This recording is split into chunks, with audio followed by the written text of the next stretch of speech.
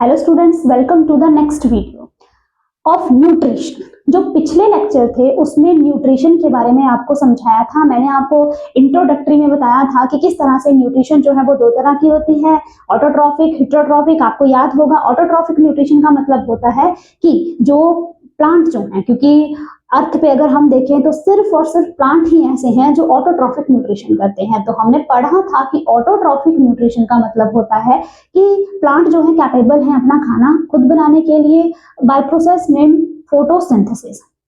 तो आज का जो हमारा टॉपिक है दैट इज हेटेरोट्रॉफिक न्यूट्रिशन। दो टाइप की न्यूट्रिशन थी, नेक्स्ट जो है हेटेरोट्रॉफिक है।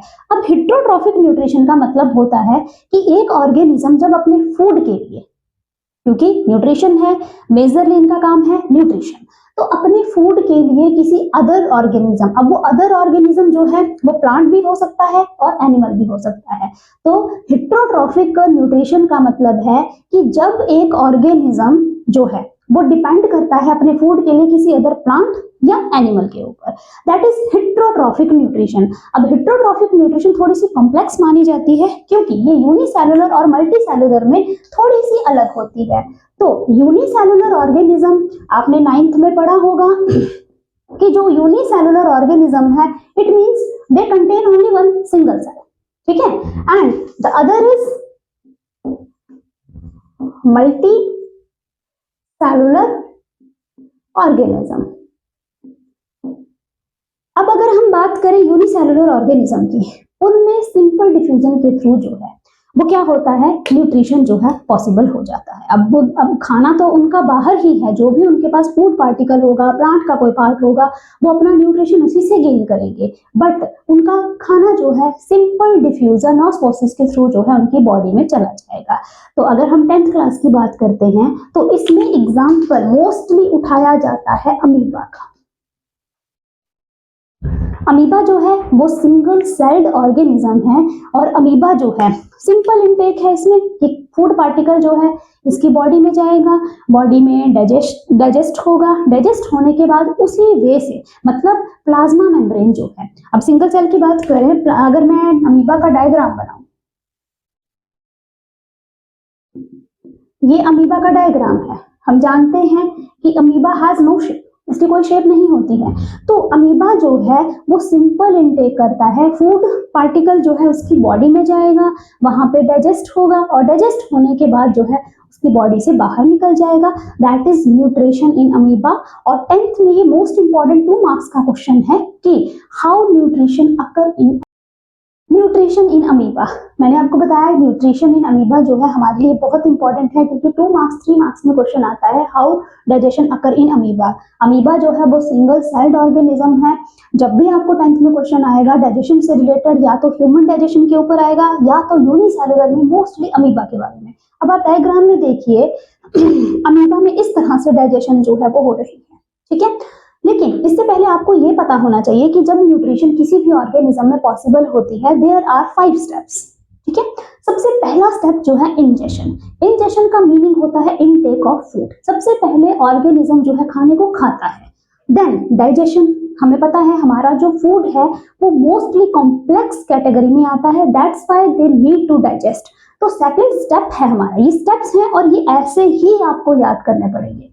The first है ingestion, intake of food. Digestion means breakdown of complex particle into simpler form.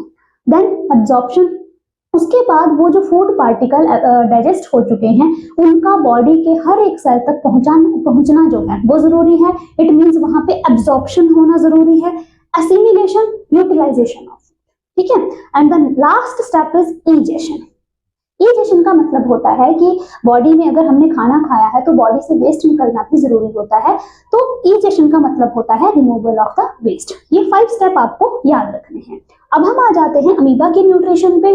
अब आप देख सकते हैं ये फूड पार्टिकल है, जैसे ही कोई भी फूड पार्टिकल जो है अमीबा के आसपास आता है, अमीबा जो है एक फॉल्स जो कैविटी टाइप जो है, ठीक है, वो बना लेता है ताकि फूड पार्टिकल उसकी बॉडी के अंदर जो है वो चला जाए। अब इस तरह से हमें पता है अमीबा की कोई शेप नहीं है, तो प्लाज्मा मेम्ब्रेन यहाँ से एनफोल्ड हो जाएगी, ठीक है, और फूड पार्टिकल जो है इसके अंदर चला जाएगा धीरे धीरे, वो कुछ इस शेप में, और इसे हम कहते हैं फूड वैक्यूल। फूड वैक्यूल का मतलब कोई खाली स्पेस जहां पे फूड जो है वो जा रहा है। उसके बाद ये फूड पार्टिकल बॉडी के अंदर चला जाएगा, क्योंकि हमें पता है plasma membrane is semi permeable membrane, तो वो इस फूड पार्टिकल को अलाउ कर देगी। उसके बाद ये फूड पार्टिकल जो है डाइजेस्ट हो जाएगा एंड आफ्टर दैट जो है इसी तरह से ये वेस्ट रिमूव होगा और बॉडी से इसी तरह जो है वो बाहर निकल जाएगा। ये जितने भी हमारे यूनिसेलुलर हैं लाइक अमीबा, पैरामीशियम, ये इसी तरह से जो है वो डाइजेशन करते हैं। अगर हम पैरामीशियम की बात करते हैं तो कुछ ऑर्गेनिज्म जिनमें सीलिया होते हैं, फ्लैजेला होते हैं, वो फूड पार्टिकल को गैदर करते हैं। जैसे अमीबा की तो कोई शेप नहीं है, तो जैसे ही फूड पार्टिकल इसके अंदर आएगा तो प्लाज्मा मेम्ब्रेन जो है वो एक ऐसी शेप बना लेगी। लेकिन पैरामीशियम की बात करें तो पैरामीशियम जो है उसमें स्मॉल हेयर लाइक स्ट्रक्चर उसकी पूरी बॉडी पे, उन्हें हम सीलिया कहते हैं, तो वो फूड को गैदर करने में इसकी हेल्प करते हैं। उसके बाद जो है फूड पार्टिकल बॉडी के अंदर चला जाएगा और यही बेसिक स्टेप जो है वो हर ऑर्गेनिज्म की बॉडी में जो है वो होते हैं। तो इस तरह से ये अमीबा का न्यूट्रिशन जो है वो कंप्लीट होता है। ओके स्टूडेंट्स, हमारा नेक्स्ट पार्ट है human digestive system and it is the most important part. इसमें आपको एक साथ क्वेश्चन भी बन जाएगा, मतलब फुल फ्लेज क्वेश्चन बन जाएगा, या आपको 2 मार्क्स के क्वेश्चन बन जाएंगे, रीजनिंग क्वेश्चन, मतलब हर तरीके से यहाँ से क्वेश्चन जो है वो आ सकता है, क्योंकि it is related with human, मतलब हमारी बॉडी के साथ। अगर हम ओवरव्यू दें आपको ह्यूमन डाइजेस्टिव सिस्टम, मैंने फ्लो डायग्राम बनाया है, इसमें आप देख सकते हैं human digestive system means alimentary canal and the second one is digestive गैलार्ड। मतलब ह्यूमन डाइजेस्टिव सिस्टम कि हमारे में न्यूट्रिशन जो है किस तरह से हो रहा है, डाइजेस्टिव सिस्टम कैसे काम कर रहा है, ठीक है। तो हमारे इसमें 2 जो हैं सिस्टम इन्वॉल्व होते हैं। The one is alimentary canal. Alimentary canal का मतलब होता है स्टार्टिंग से एंड तक कि खाना कहाँ से जा रहा है और कहाँ तक जा रहा है, ठीक है। तो होता क्या है कि हमारे बॉडी में मल्टी सेलुलर जो ऑर्गेनिज्म है या जो कॉम्प्लेक्स ऑर्गेनिज्म है उनकी बॉडी में 2 ओपनिंग होती हैं इन alimentary canal. The one is mouth and the last one is anus. तो अगर आप यहाँ पे देखें एलिमेंट्री कैनाल सबसे पहले आ गया माउथ, ये भी आपको सीक्वेंस में ही याद करना है। साइड में आप देख सकते हैं मैंने ये सिंपल सा डाइजेस्टिव सिस्टम का डायग्राम ही बनाया है। अगर आप बुक में देखेंगे वो भी ऐसे ही है, लेकिन कई बार स्टूडेंट्स जो है उनको ड्राइंग में दिक्कत आ जाती है, दैट्स व्हाई मैंने एक सिंपल सा डायग्राम है ताकि आप इजीली इसे ड्रॉ कर सकें, ठीक है। तो जैसे सबसे पहले है mouth, then oesophagus, stomach, small intestine, large intestine and the last one is anus, ठीक है। तो डाइजेस्टिव सिस्टम डायग्राम में भी आप देख सकते हैं कि पूरा सिस्टम जो है आपको यहाँ पे शो हो रहा है।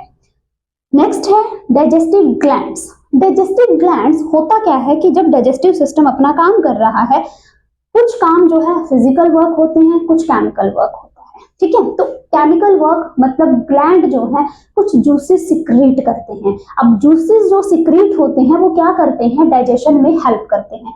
हमें पता है हमारे कॉम्प्लेक्स फूड जो है कार्बोहाइड्रेट, प्रोटीन और फैट है। तो मोस्टली जो हमारे हार्मोन्स हैं, सॉरी हार्मोन्स नहीं कह सकते, हम इन्हें जूसेस कहेंगे। जो जूसेस हैं कार्बोहाइड्रेट को डाइजेस्ट कर रहे हैं वो मोस्टली अमाइलेज की कैटेगरी में आते हैं, ठीक है। तो इस तरह से हर कॉम्प्लेक्स फूड का जो जूस है अलग कैटेगरी का होगा। दैट्स व्हाई यहाँ पे हमने डाइजेस्टिव ग्लैंड्स लिखा हुआ है। फर्स्ट है लीवर, ठीक है। लीवर जो है it is largest gland in human body. ये आपको याद रखना है, कई बार 1 मार्क्स में क्वेश्चन आ भी जाता है कि लीवर जो है वो डाइजेस्टिव ग्लैंड है या कैसे भी क्वेश्चन आ सकता है। The second is small intestine, मतलब जो भी ऑर्गन जो है जूसेस सिक्रेट कर रहा है उसे हम ग्लैंड कहेंगे, it is a swollen organ like, ठीक है। लास्ट वन इज पेनक्रियास, ठीक है। तो ये हमारा एक ओवरव्यू है कि किस तरह से डाइजेस्टिव सिस्टम हमारा काम करता है। अगर हम माउथ की बात करते हैं तो माउथ में क्या क्या है डाइजेशन के लिए या किस तरह से डाइजेशन जो है वो हमारी होती है, अब मैं आपको वो बताती हूँ।